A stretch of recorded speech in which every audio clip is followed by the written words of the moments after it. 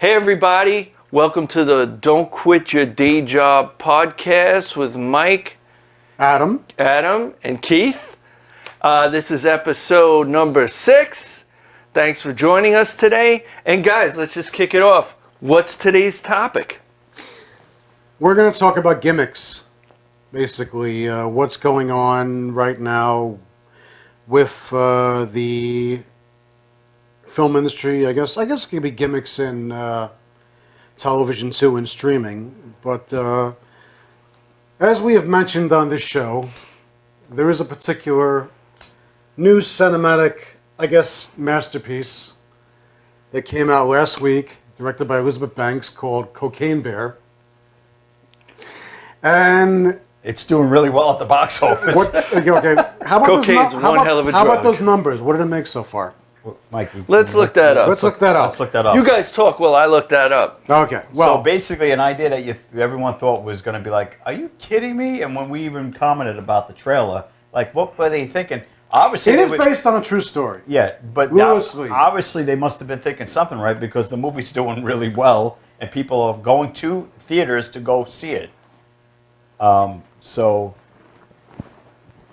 it seems like this is going to be something that is going to continue as far as animals getting high on substances. Yeah, we looked it up. I think there's on film. Okay, guys. Yeah. I got the numbers. And hilarity and violence. Supposedly a lot of violence. He's got the numbers. I got the numbers. What is Cocaine Bear making? Okay, we got second week. the right? domestic release, 41,288,320. International, 10,724,000. Worldwide, 52 million. How much was Over 52 What's million. the budget? Yeah, I was going to say, how much did it take to make, like, what was the cost of the movie? Including marketing, probably. We're going to have to look that up as Yeah, well. I'd like to see. Well, obviously, it's got to be a success. Got to be. Yeah, At this it's point- got to be. At this point. So didn't we look up something where they're doing, like, meth alligator? Yes. There's actually going to be... I'm thinking this is an asylum movie. I don't think this is going to come from a major studio. But they actually are going to have a future Academy Award winning film. Maybe an Independent Spirit Award, I don't know, called Meth Alligator. But That's... The teeth all messed up on the Meth Alligator. You know what I'm laughing at? Is that these movies are coming into theaters, right? But wasn't years ago when they had those Sharknado movies? Well, small theaters. Smaller theaters right now. No, but Sharknado was... You mean Sharknado? Did I say Shark? You say snark. What the hell? What's a snark? What's a fucking snark?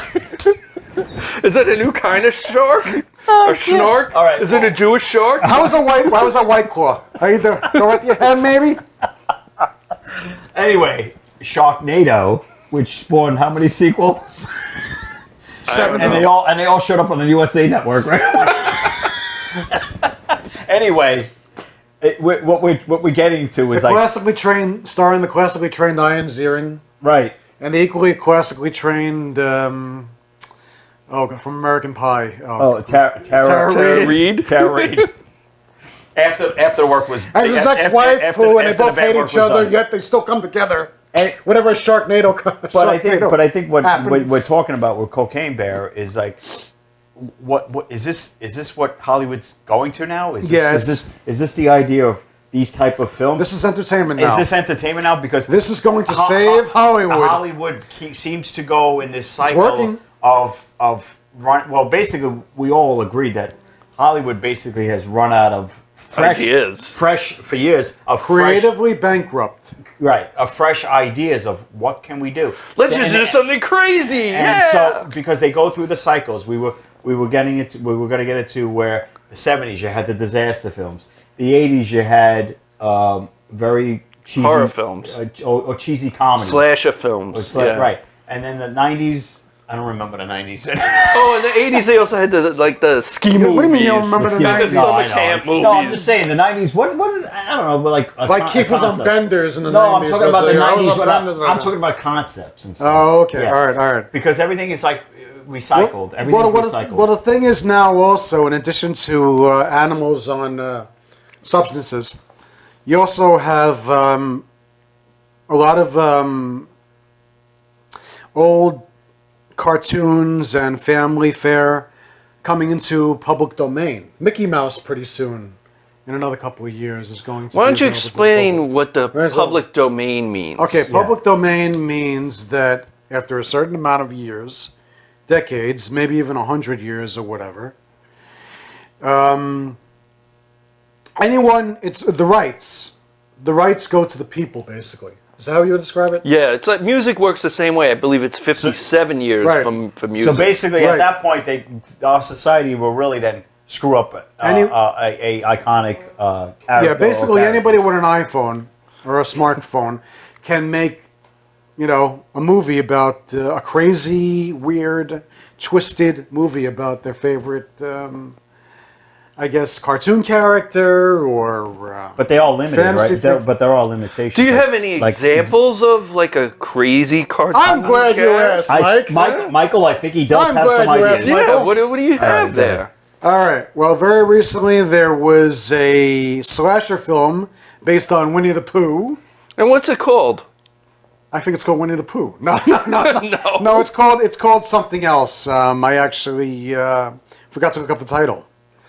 But I know that Winnie the Pooh goes crazy, or Winnie the Pooh, or a guy in a Winnie the Pooh, guy in a Winnie the Pooh mask and a piglet mask, and they go on. No, Piglet's not in it.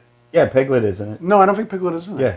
Oh, he isn't it? Yeah. Oh, okay. And they go on a slasher killing. All right. Fun, good stuff for the kids. Yeah, it's good for the kids. Yeah. Yeah. And also there was another film based on the Banana Splits, which was a '70s. Not cartoon. Well, it was a live action. It was a live action. The Banana Splits are live action, like a big costumes, like a dog, a gorilla, whatever. They were all an elephant, and they hosted a kids show where they showed Hanna-Barbera shorts. Right. So basically, they did a horror movie called The Banana Splits, where the guys in the costumes were actually killing people. And Liz Fair did a remake of the theme in the '90s. Yeah. Oh, by the way, the name of the Winnie the Pooh movie is Winnie the Pooh, Blood and Honey. Right, Blood and Honey. Right. Yeah. So what are they thinking? Which kind of sounds almost like a Michael Caine movie from the '80s. And it was the what were they thinking exactly? And it was the John Lennon album, Milk and Honey. Milk and Honey. Milk and Honey. Right. Anyway, and then there's that. Then I'm noticing on your list, which I mentioned to you, is that I guess because of rights and stuff, they can't say the Grinch, so they're calling it the mean one. Yeah, the not Grinch movie. Yeah, so it's basically called the mean one. The Grinch killing people. Exactly. Yes. I see a trend here. So they're taking these lovable, nice characters that we grew up with and loving and making them to psychotic maniacs and killing people. Now, granted, good stuff for the kids. Like we said. Granted, these are not big studio movies or medium-sized movie nudies. Nudies? No. What? Okay, movies. What were you watching before you came here? But let's see how long if this stuff starts to make money. I got a great idea. Weird concepts like cocaine beer. I got a great idea for a new movie. What? Cocaine podcast is one hell of a drug. I don't know. Okay. Crickets. So we'll say. So we'll see. Maybe they say because the comic book movie is starting to lose its luster. Maybe this will be the next big thing. We'll get Crack Panda or LSD. Heroin hippo. Well, I don't know. Heroin hippo. Hungry heroin hippos. I'm hungry because I've been shooting some heroin in me. So we got hungry hippos. Actually, that would be cocaine. That would be the opposite. No, wasn't it hungry No, marijuana. That would be marijuana monkey. Marijuana marsupials. All right. I can't. But personally, I think maybe. Yeah. I don't know. I think the next big trend should be disaster films like the ones we grew up with. The '70s stuff. Well, you had your hits and your misses like in the like 70s. you mentioned before. Yeah, right. So when they Right. hit, like you had hits in the 70s, like the Poseidon Adventure, the Towering Inferno, Right. Earthquake, Which I think is a little more palatable. Right. I think you could a big studio would get behind right? that. But then with a whole bunch of Airplane those 77. right? But then but then with all those hits that were disasters, you had the misses like the Swarm. Was that Irwin? That was Irwin Allen. That was Irwin too. Allen also. Irwin Allen was a big producer. Master of disaster films. Hollywood producer, master of disaster. He did all these films that were based on natural Just natural events. disasters, Events and things, earthquake. There was a volcano film too. He did, right? There was one that took place. Oh yeah, there was. It was. I was watching it a few weeks ago. Yeah, there was one. It was with Paul Newman. Paul Newman, right? Right, and Paul Newman was actually committed to the movie. Right. Mike, could you look it up? Paul Newman, Barbara Carrera, Burgess Meredith. Burgess Meredith was in it. It's like, right. yeah, the land that, if you look it up, a Paul Newman disaster film in the 1970s. Right. But the biggies were Towering Inferno, Earthquake, Airport 77, Poseidon Adventure. And the Towering Inferno was actually nominated for Best Picture in 1975. Right. And it was big because it was the first time that two major studios collaborated on the same film. It was never done before. It was When Time Ran Out. When Time Ran Out. 1980. And Exactly. Paul Newman had to do it because Right. he was contractually obligated.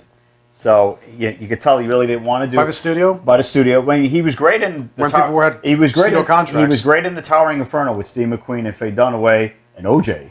And it was nominated for Best Picture. It's very long. The Towering Inferno. But anyway. But anyway, so But they tried. But then we had like you were getting to. We had another cycle of disaster films where you had, like you mentioned, we were talking off screen. competing.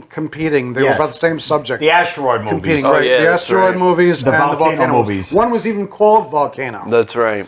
Tommy Lee Okay. Jones and Anne Heche. There was Armageddon versus Deep Impact. Then there was Dante's Peak versus Volcano in the 90s. So, but I think we could bring that And then back. the one that kind of was separated from all of them was Independence Day. Right, And because that then- was more and about then- there wasn't a competing. There wasn't a competing. Oh, Mars Attacks. Mars It Attacks was a so- comedy. It was a comedy. I mean, comedy. yeah, but it came out about the same time. Yeah. And big cast. Yeah. Jack Nicholson Playing two parts. playing two parts. Hello, Maurice. He was the president. But And he was also there. He was like, but then you he had was then all you bigger had than a basically- Texan dude. Then you had, I guess, this generation's or whatever. Young Natalie Portman. No, I'm talking about how you had And Annette Bening. Irwin Allen. You had what's his name who directed Mars all these disaster films, from Independence Day. Oh, Roland Emmerich. Roland Emmerich. Roland Emmerich was kind of is kind of an Irwin Allen. Well, today. now because every movie he does practically is like taking natural Disasters. or just events like 2012, the day after yeah, tomorrow. Day After The day after Tomorrow, tomorrow. yeah. Now- He even did an Independence Day sequel, which I didn't see, but I it's heard terrible. Yeah, I that never was saw terrible. that one. Horrible. You know, it's bad when Will Smith didn't want to even come back and do it. What's he was going to funny. do? Slap the aliens? So Welcome to Earth. but I'm saying you go through. Now keep your Yeah, exactly. How's it go? Keep my wife's name out your fucking mouth! Keep my wife's name out of your motherfucking mouth. or podcast. Or podcast. But anyway, So we're going through these cycles. So I think maybe who knows? Maybe that'll be the next cycle. Maybe What, bringing back disaster films maybe again? work. I say, don't do a remake of the Towering Inferno. Come up with something fresh, or Earthquake or whatever. You know, I don't know. What would you suggest? What could you? What could you do? What could you do? I got a great idea for a but they movie. did do a remake. Of And don't let Roland Emmerich anywhere near it. No, I got a disaster No, you movie. did. Ready? No, but you mentioned Earthquake. They did San Andreas with The Rock. Well, they did say which was Hey a good film. guys, I got to butt in here for a second. Exciting fun. I got a great disaster movie, and the world is ready for this Okay, now. what's your idea? What is your idea? Something happens to the marijuana in the world, and the only two people that can save us is Cheech and Chong. Now that's a disaster film. I wonder if that would be a comedy. Hijo de la chingada. Is that a joint, man? That goddamn looks like a quarter pounder, man. I can't.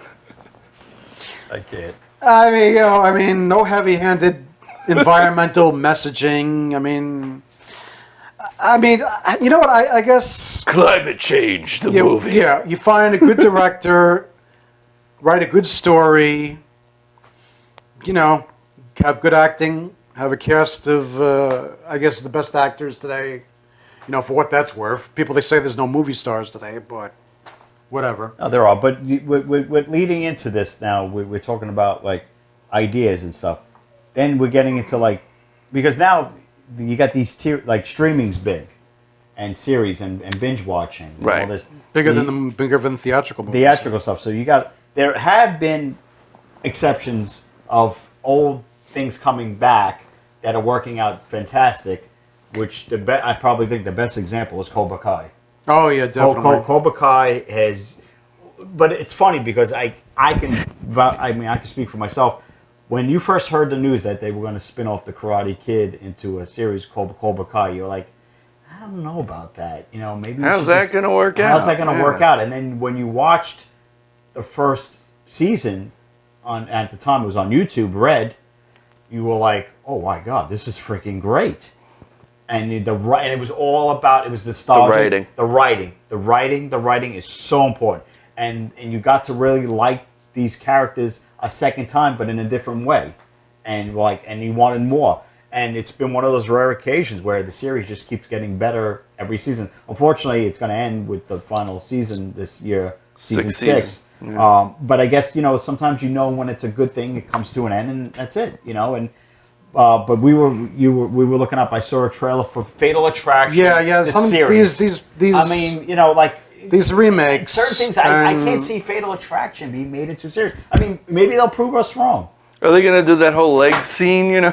That's Basic Instinct. Somebody made a good point or whatever. Fatal Attraction's the one with the bunny and the Somebody said that if the CGI, if the bunny is boiled in a CGI style, he's like, I'm out. But what was the other thing you were going to talk about? There's a Grease prequel? Right. The prequels and the remakes. Oh, God. Grease, the Pink Ladies. Like, we really need to know the history of the Pink Ladies? Yeah, and it also looks so watered down. And the music isn't to me, it looks a little historical. Please tell me the music will be better than Grease 2. Kind of historically inaccurate. Grease 2, one of those sequels. It is set in the 50s, First is right? Yeah. Grease 2, one of those sequels. Diversity! Grease 2, one of those sequels that should have never been made. Yeah. But it'll probably be better than the Pink Ladies. There you go. Well, actually, no. Michelle Pfeiffer came out. They tried it with smaller movies with cult followings like Heathers, and that was woke up the. Well, actually, even though they brought back Shannon Doherty for it, I got to disagree with you. Sometimes it does work in your favor. I'm thinking about it now. Gotham was good. Yeah, Gotham was good, but that was different.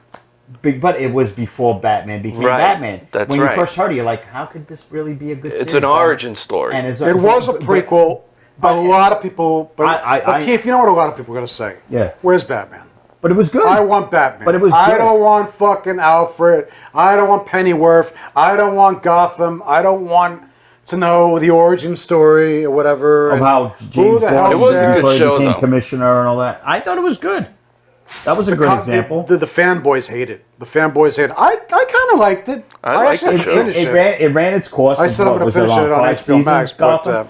And it was good. I mean, I made sure I either DVR'd it or I watched it, and I liked it. But do you care about Alfred's butler? Like Pennyworth, the Pennyworth show? Alfred's butler? I saw a few episodes. I kind of liked it. Alfred has a butler? Batman's Pennyworth. Oh, okay. Batman's butler. I was going to say, does Pennyworth Alfred Pennyworth. Although he's supposed to be like, what is it? He was supposed to be British Secret Service. Okay. MI6 and all that? Right. He's supposed to be like a James Bond type character, right? I mean, he points out. They show that in the Nolan films. Remember, he talks about his adventures. He says, "We went to Burma, and we did this." Remember? And I think he said Michael Caine mentioned on Dark Knight. I'd have to see that again. Okay. All right. So moving on. Now, we all know right now that there is an Amazon Lord of the Rings series. Now, none of you have seen that. I haven't seen it anywhere. I don't have Amazon Prime. Well, no. So I mean, it didn't start yet. It's coming, right? No, it already came out. The second a while season is ago. coming. Yeah. Oh, We don't know why. I have no interest. But it's coming. It's terrible. It's supposedly one of the worst television series but ever. why make a why? But- Why? What's the need for it? You got a great trilogy. Money and No affiliation with Peter Jackson. messaging. Yeah. It's the truth. It's the truth. But now Warner Brothers, who made the original trilogy with Peter Jackson, I don't know if Peter Jackson's involved. They're planning to produce. No, the original trilogy was New Line Cinema. But wasn't that owned by Warner Brothers at the time? I think it was just New Line by itself at the time, right? I don't know. That's what kind of helped New Line Cinema because they were like a lower We got to do some more research. on that. But I think it was New Line. Anyone could look that up. Yeah, anybody could look that up. Yeah, that's why we don't delve into some of the stuff. Because if we get our information, I mean, we like to hear from our during. You could always put your comments in the and tell you, comment it's area. and say, no, you three schmucks from You could Brooklyn. correct. Subscribe and comment. Yes, That's right. Right. But now Warner Brothers is going to go make a competing new series of films, supposedly. Now, they're not going to be based on what they did before. I think it's going to be a different... and it's not going to be The Hobbit. We all know how The Hobbit turned out. Badly. and to make three movies out of one book. One book and 3 movies that did not work. That did not gel. No, but they let Peter Jackson do it because they're like, well, you just won the Academy Award for the trilogy, so let's let you do a prequel now. Right. So now they're going to do another series of films, and we'll see how that turns out. Now, I'm for it as long as they're not woke. Are these going to be in the theater or are they going to be streaming? The story is good. I think theatrically. Theatrical. I have to do a little more research, but I think theatrically. Like I said, you want to comment? You want to test my knowledge or whatever? Be my guest. But I say we had 3 almost perfect movies. The Lord of the Rings trilogy is one of the most perfect. I mean, who thought it was going to come out that good? Especially after the Ralph Bakshi cartoon from the 70s. So bad. So bad. And supposedly, I think there's going to be an animated series or movie too, a new animated series or movie too. So I think they learned their lesson for the Ralph Bakshi as far as quality goes and as far as spinning it up. You know, I wouldn't mind spinning it up. Like, what's his name said, The Princess Bride. But I say leave it all alone. I say just the original. These days, leave it alone. We have 3 great films. The Hobbit never existed in a lot of people's eyes. That's serious. So why try to improve or go the other direction? So where do you think Hollywood should go? Where do you think they should go? What's an idea that in what, you think? In what regard? No, I'm saying what would be a nice category to go into of ideas, films. What they should do is look at good books. Other movies are based on a lot of books. They should take good books and then make them into good movies. Yeah. But they need the funding to do that, and the writers. If you look historically, movies and the audience. Movies that are based on books do well. These days. I mean, you could give 2 greatest films ever made that were based on books that sold well was Gone with the Wind and The Godfather. And Jaws. Well, Jaws they changed a lot around, but but Jaws was a huge best-selling book. That's right. So take your written literature that you know sold a lot, make it into a movie, do it well, take your time. Forget about rushing it. Sometimes things that take many years to do, based on a book, can turn out to be great. Great like example. Lord of the Rings. Forrest Gump. Forrest Gump was movie. a book, but they changed a lot of the book. But it then eventually came to screen. And Die Hard, we looked at the whole history of Die Hard. Die Hard was how many years going all the way back to Frank Sinatra playing the role? That was based on books. There's so many books written. You have a lot James of Bond. You walk into a Barnes and Noble and you look at the fantasy section and the YA section for kids and stuff, and you'll see so many stories that Hollywood just will not touch for some reason. Is it because it's politically incorrect, or is it's what is it? No, not necessarily, because they think? think they're just not going to be surefire hits. They want tent poles. They want things where they can make a second and a third and a fourth and Right, they want a franchise. They want a franchise. Right, exactly. Because they've done it though. I mean, Lord of the Rings. Yeah, but they tried it with other books. Twilight. No, well, yeah. Twilight, Hunger Games, better than Twilight. No, they had a series of books that they were ready to do, but the first one didn't do well. It was the one with Daniel Craig, The Golden Compass. Right. Okay. I like that movie. Right. I actually like the Golden Compass. I thought that was going to have a series. Right, but that was supposed to be a whole series. Right. And then also Lemony Snicket of a series of Unfortunate. Yeah. That was supposed to be a whole series. It was remade. But I meant a series of films on the big screen. Oh, yeah. No, right. But they did it on streaming. On streaming Netflix. with Neil Patrick Harris. Yeah, he was very good. Taking over for Carrie. But I'm saying they tried it with The Sword and the Sorcerer, but nobody saw that movie, that second movie. But what I'm saying is they do look at series of books.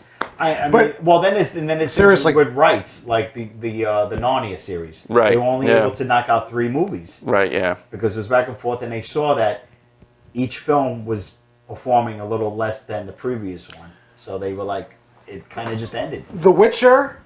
They tried with The Witcher on Netflix or whatever. Did either of you see The Witcher? I didn't see it, but First season was great. First season was great. What's the name of that? A lot of people said there was intersectional feminism and all that crap in there and all that, but I enjoyed that first season. Second season, I'm a little weary to watch it because they say it's really bad. So it's like they either don't want to do something. They either won't want to take the chance to give us something brand new and fresh, or they fuck it up in the second season, right? Or the second movie. It just because they want Hollywood money these grab. days, right. And also they say that, fantasy is one thing, but in other genres, they say that the people that are writing these movies now, they don't have life experience. They don't have. Is it because they're young? Right. They're too young and they're too sensitive. They're sheltered. And they're sheltered. They grow up sheltered. Like I was talking to Keith over the phone or whatever. I said, we were talking about ideas, and we said, there's no Sam Peckinpahs anymore. Sam Peckinpah lived a life. John Ford lived a life. John Milius, who did Conan the Barbarian. Oh, the writer from Rolling Stone. They did a movie with Johnny Depp. What's that movie? Crybaby? The writer, and Benicio del Toro was in it. Johnny Depp. Thompson. Yeah, Hunter S. Thompson. Hunter S. Thompson. Yes. Right. Loathing in Las Vegas. Well, 2 movies were made. Bill Murray made the original When the Buffalo Roam. Right. Back in 1980? Exactly. 80, 79? You would know that.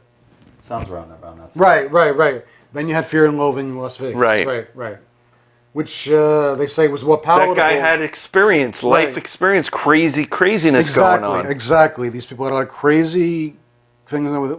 They slept with a lot of women. They had a lot of relationships. Adam, we mentioned they had a lot of drugs. A lot of drugs. We mentioned Walter Hill. That's who we need. Walter Hill. Walter Hill, yeah. Walter Hill gave us some of the best action movies. Now wait, did Walter Hill? Most people are forgotten. Did he do The Warriors? Yes. He did do The Warriors. I think so. Walter Hill was The Warriors. Yes. 48 Hours. 48 Hours. Yeah. How about the movies that people forgot that he did that I liked personally? Johnny Handsome with Mickey Rourke. Johnny Handsome, I thought that was a very underrated film. I never saw that one. Yeah, it was him, Morgan Wild Bill. With Jeff Bridges. But featuring Christina Applegate as a lady of the evening in the Old West. Johnny Handsome was great with if you haven't seen it, folks, see if you could stream it or if it's available. Johnny Handsome was with Mickey Rourke, Ellen Barkin, and Morgan Freeman. Mm-hmm. And it basically it's about this guy who basically gets screwed over. No spoilers. He gets screwed over by his friends in the sense that he works with. I'll leave it at that. He works with. And then something happens and he gets a second chance, but he wants to get back at him. Right. It's a really good Johnny. So it's like a revenge movie. I got one more with Walter Hill. Extreme Prejudice. Nick Nolte. Never saw that. Oh, it's fantastic. Oh, you gotta watch that. I guess Nolte and him had a good thing. I'll get that from Netflix. We'll watch that one. We'll make a movie night. That is a fantastic. Powers Booth, Nick Nolte, after 48 hours. Maria Conchita Alonso. After 48 hours? Yes. That's probably why. He's a Texas Ranger. Oh, okay. Rip Torn, one of Rip Torn's last movies. Wow. He's his deputy, I think. Oh, wow. Yeah. It's really I think cool. I know what you're talking about. And Yeah, violent and A lot of shooting. That Yeah. was Walter Hill. Yeah. That was Walter Hill, yeah. I mean, you remember like when those movies started? Those movies where the guns were like cannons. It wasn't like the 70s, like We're throwing out. We're throwing out with the wheel guns. We're throwing out. It is like We're throwing out classic directors, like you mentioned, Sam Peckinpah. you guys. Sam I hope did you guys make notes. These are great movies. Fun movies. Right, Sam Peckinpah did to watch. Wild Bunch. He did, Not exactly the most politically correct. did The Getaway with Steve McQueen and Ali McGraw. Right? Those are in the 60s, right? No. The Getaway was 75. 75. Remade with Alec Baldwin and Kim Basinger. Oh, yeah. I remember that certain one. things- that was a vanity project because they were married and all that. And they're like, let's right, rekindle that magic that Steve McQueen and Ali McGraw had on Yeah, screen. yeah. Yeah, okay. Yeah. It No. ain't happening, brother. Well, Thomas Crown Affair kind of. Okay, now see now there are. That's an exception of a there good are remake. a few exceptions, and I will always say this. And you know the two I'm always going to throw out that were better than the original, and nothing. I love you, Frank, but the remake of Ocean's 11 is way better than the Frank Sinatra version. Yeah. Clooney's version was so good. The whole trilogy, 12's okay. 13 was back because they were back in Vegas, and then Thomas Crown Affair. I'm the biggest Steve McQueen fan, but Pierce Brosnan and Rene Russo's version is so much better. It was good, yeah. And directed by John McTiernan, who did Die Hard. Right. How about that? By the way, trivia, I ladies and just gentlemen. want to say Frank Sinatra was great, but I can't imagine Die Hard being made in the '60s. I can't imagine. Well, no, The Detective was a big film, so it was going to be like another story with his character. Right. Yeah. Okay. But I just can't imagine like Well, there's a lot of times you rewriting can't it like imagine- with Hey, without Bruce baby! Willis. Yippee-ki-yay, motherfucker! Hey, I can't imagine without Bruce Willis and being done in the '60s. Sinatra was this close to being Dirty Harry, but they felt like he wasn't. They weren't sure if he was going to be able to handle the picture gun that right, one. so they went with Eastwood, which was an early choice Hey. early on anyway. Go ahead. I know what you're asking. I know what you're asking. Make my Hey. day. 4 or 5, baby. What do you think? Let me sing you a song, baby. Hold on. Be quiet. Hey, Why is this guy singing me a song? Let me tell you Now something. get me a martini. Let me tell you something. The Sinatra, Detective, and the Tony Rome films are pretty good. All right, so be frank along. All right.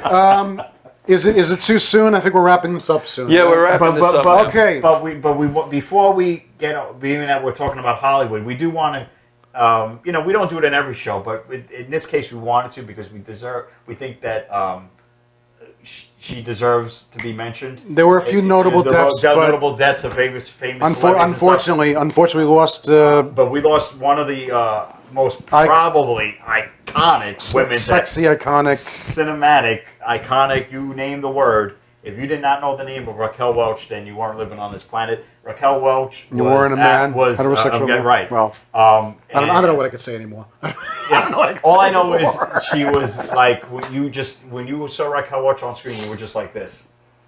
And She was a beautiful woman. She was just a beautiful woman. I actually own one of her films right here. Adam's holding it up. Mother, Drugs, and Speed. This is from 1975, I believe. Who was in this movie And I'm besides? going to tell you who's in this. It's Raquel Welch. She's obviously Jugs. One person we don't want to talk about. The cars himself. I was in Mother, Drugs, and Speed with the lovely Raquel Welch. That's when he made good put- movies. I did not put anything in her drinks. Hey, I just Keith. want to tell you that.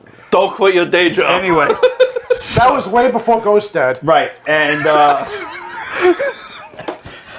Women Part 6. I made an error. Remember early on, I thought Robert Townsend directed Ghost Dad. You're not going to believe who directed Ghost Dad. Who directed Ghost Dad? Sidney Poitier. Sidney Poitier, right. That's right. Sidney Poitier directed. Well, anyway, Mother, Drugs, and Speed. Now I remember hearing Mother, about Drugs, that and Speed back in the is day. a great movie. It's a good comedy. It's with Raquel Welch, Bill Cosby, and Harvey Keitel. And it's a fun movie. And it's good. And she's great in it. Chemistry's great with all three of them. So And what else was definitely- she in? And I own the movie. Oh, she was in so many. Well, she was in one of her big starring roles was Fantastic Voyage, where the team of people, scientists go inside the human body, and it's like venture in the human body. The iconic role, which she only had one line in the whole movie, was 1 Million BC. But the famous poster, which definitely With the bikini and all that. Featured in Shawshank Shawshank Redemption. Redemption, yeah. Right. Where she's in the fur bikini, and then Kansas City Bomber. Maya Breckinridge, which I don't know if it's considered a bomb, but it was still a big role for her.